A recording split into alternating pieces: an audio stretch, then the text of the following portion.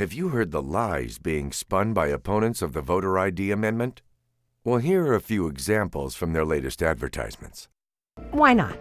Well, voter fraud is just not a problem right now. After 2 recounts where we scrutinized every vote, we've learned Minnesota has pretty much no voter fraud. The truth is, Minnesota leads the nation in voter fraud convictions, and there's solid evidence to suggest that thousands of illegal votes went unprosecuted in our last presidential election. Second, an ID? How hard can it be? Well, a lot harder than you think. More than 200,000 Minnesotans don't have an ID that our state would consider valid for voting. Official estimates are around half this number, and these estimates fail to account for military, tribal, and out-of-state IDs that would be allowed by the voter ID amendment. Besides that, a free ID will be available to anyone who needs one. Third, who could oppose that? A lot of people.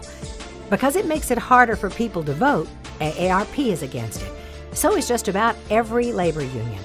So are a lot of church groups, plus Democrats, Republicans, and independents, and more regular Minnesotans every day. Polls have repeatedly shown that the vast majority of Minnesotans support voter ID. Opposition from groups that think they may benefit from the status quo of loose elections isn't very informative. Fourth, what's the harm?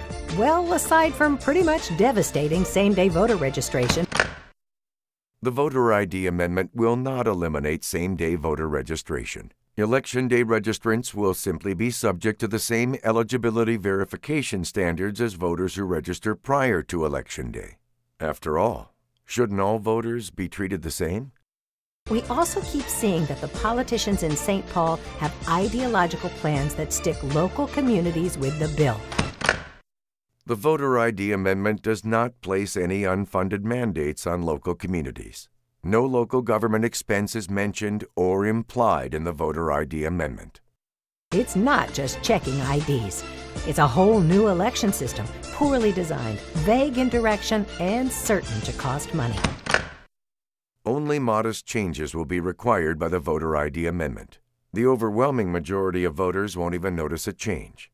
In terms of costs, a recent study by the Center of the American Experiment suggests that the voter ID amendment will likely save money each election. Finally, how bad can it be? Well, think about it. If fewer people can vote, that means more power for special interests. Other states that have implemented voter ID laws have actually seen an increase in voter participation. The voter restriction amendment keeps real people from voting.